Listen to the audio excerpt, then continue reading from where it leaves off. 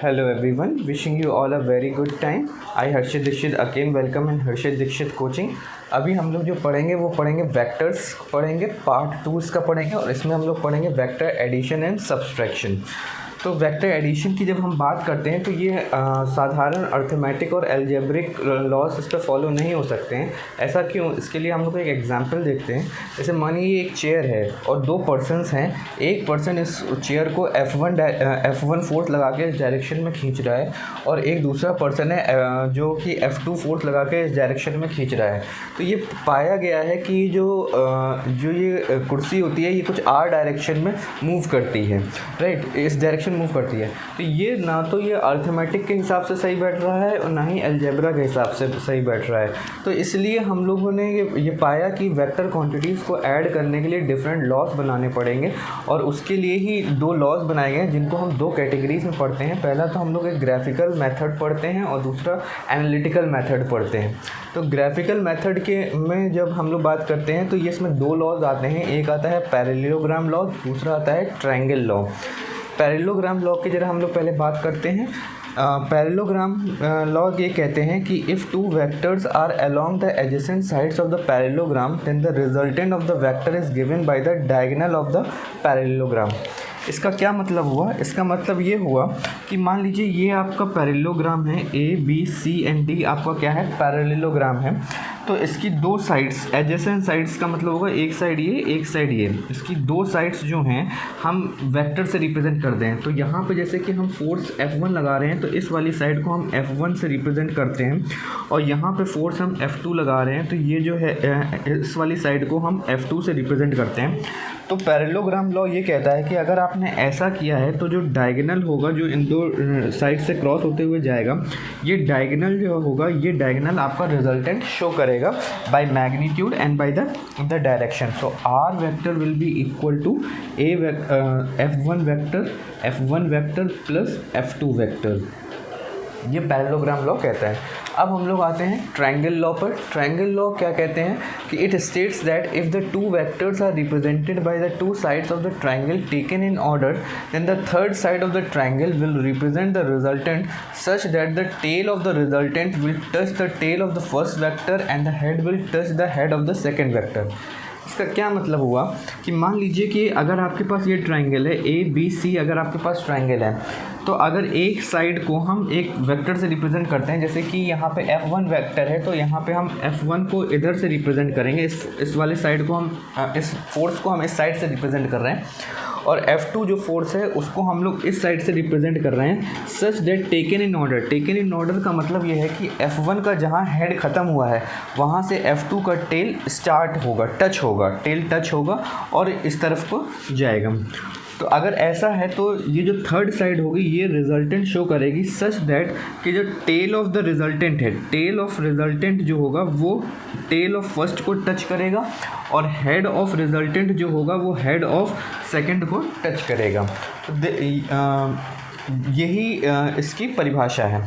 अब हम लोग एक क्वेश्चन देखते हैं जिससे हमको ये क्लियर हो पाएगा कि ये क्वेश्चन कहना क्या चाहता है और इसका एप्लीकेशन क्या है। ये क्वेश्चन नीट 2010 में आ चुका है।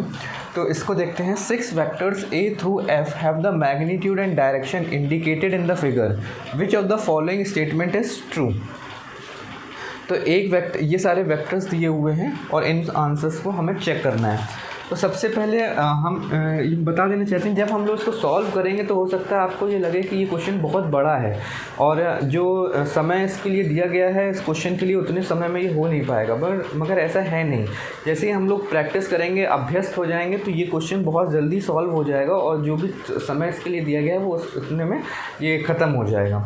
तो डोंट थिंक कि आप ये क्वेश्चन बहुत लेंदी है, केवल अभी हम समझा रहे हैं तो ये थोड़ा लेंदी लग रहा है, बाकी ये है विद इन स्टिपुलेटेड टाइम में ये ख़त्म हो जाएगा। तो हम लोग पहले चेक करते हैं। पहला हम लोग A ऑप्शन के लिए चेक करते हैं। A ऑप्शन में क्या है? B + C = F। F क्या है? रिजल्टेंट है। तो B किस डायरेक्शन में? ये इस डायरेक्शन में, तो हमने B को इस डायरेक्शन में ले लिया। C जो है वो इस डायरेक्शन में, तो C हमने इस डायरेक्शन में ले लिया। और F की अगर हम लोग बात करें तो F इस डायरेक्शन में जा रहा है। तो हम लोग को सबसे पहले ही दिख रहा है कि ये जो है ये पैरेललोग्राम लॉ को फॉलो नहीं कर रहा है, पैरेललोग्राम लॉ को फॉलो नहीं कर रहा है, क्योंकि पैरेललोग्राम लॉ ये कहता है कि दो साइड्स जो होंगी वो तो रिप्रेजेंट कर रही हैं और दोनों आउटवर्ड्स हैं, तो रिजल्टेंट भी क्या होना चाहिए, आउटवर्ड्स होना चाहिए। तो यहाँ पे तो दो वेक्टर्स जो हैं बाहर को है, मगर रिजल्टेंट इसका इनवर्ड जा रहा है, जो कि पॉसिबल नहीं है। तो फर्स्ट ऑप्शन तो गलत हो जाता है। अब हम लोग सेकंड ऑप्शन को चेक करते हैं। सेकेंड ऑप्शन को जब हम लोग चेक करते हैं तो देखिए D + C = F वेक्टर है, तो D वेक्टर कहाँ जाए, D वेक्टर है इस तरफ से, ठीक, और C वेक्टर जो है वो दिस डायरेक्शन में है, तो C वेक्टर हमने इस डायरेक्शन में बनाया और F वेक्टर वो कह रहे हैं कि इस डायरेक्शन में है। तो सबसे पहले तो ट्रायंगल लॉ तो इसमें फॉलो हो नहीं रहा है। क्यों नहीं हो रहा है? क्योंकि डी वेक्टर जो है इसका हेड तो यहाँ पर गया और ये सी वेक्टर का टेल भी जा रहा है और टेकन इन ऑर्डर है, मगर एफ जो होना चाहिए था वो आपका इस डायरेक्शन में होना चाहिए था, क्योंकि resultant of the tail of the resultant should touch the tail of the first, तो वो हो नहीं रहा है ना। और अगर पैरेललोग्राम लॉ की भी बात करें तो पैरेललोग्राम लॉ में हम इसको ऐसे रिप्रेजेंट कर सकते हैं। देखिए ये डी वेक्टर है, ये आपका सी वेक्टर है और ये आपका एफ कुछ इस तरीके से आ रहा है, दूसरा डायगोनल दिखा रहा है। ये नहीं हो सकता, दूसरा डायगोनल नहीं दिखाएगा, ये वाला डायगोनल होना चाहिए था, तो जो है नहीं, तो ये दोनों ही लॉ को फॉलो नहीं कर रहा है, इसलिए ये आंसर ऑप्शन नहीं हो सकता है। अब हम लोग थर्ड ऑप्शन चेक करते हैं। थर्ड ऑप्शन जो होगा उसको चेक करेंगे, D + E = F। D vector जो है वो आपका ये वेक्टर डी वेक्टर है ना, और ई वेक्टर जो है वो आपका कुछ इस तरीके से है, ये आपका ई वेक्टर है, और एफ वेक्टर जो है वो क्या है, वो इस तरीके से ये आपका एफ वेक्टर है, ठीक है, ये आपका एफ वेक्टर है। तो ये ट्रायंगल लॉ को फॉलो कर रहा है। देखिए पहला तो टेकन इन ऑर्डर है, डी वेक्टर है तो ये इसका हेड है, ये ई वेक्टर है, ये इसका वो है क्या नाम टेल है, तो दोनों टच कर रहे हैं, और ये रिजल्टेंट है, tail of the resultant touching the tail of the first and the head of the resultant will touch the head of the second. So triangle law जो है वो क्या हो रहा है, इसमें फॉलो हो रहा है, therefore correct answer option is C. वैसे तो ये क्वेश्चन ख़त्म हो चुका है, क्योंकि यूजुअली नीट में हम लोग वन राइट ऑप्शन का क्वेश्चंस होते हैं कि एक बार बस इसको चेक कर लेते हैं, है ना, जस्ट फॉर द कॉन्सेप्ट। अब देखिए बी वेक्टर है, बी वेक्टर जो है वो किस डायरेक्शन में है, वो इस डायरेक्शन में है, ये बी वेक्टर है। ई वेक्टर जो है वो इस डायरेक्शन में है, तो ये हमने ई वेक्टर बनाया, और एफ वो कह रहे हैं इस डायरेक्शन में।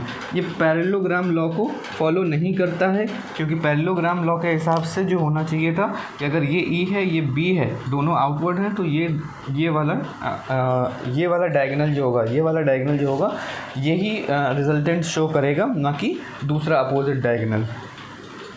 तो ये पैरेललोग्राम लॉ को फॉलो नहीं करता है, तो ये आंसर ऑप्शन नहीं हो सकता है। आई होप कि आप लोग को ये क्वेश्चन क्लियर हुआ होगा और इस जो ग्राफिकल मेथड का एप्लीकेशन आपको समझ में आया होगा। आज के लेक्चर के लिए इतना ही। Thank you very much. Please like, share and subscribe the channel. Thank you one and all. Thank you.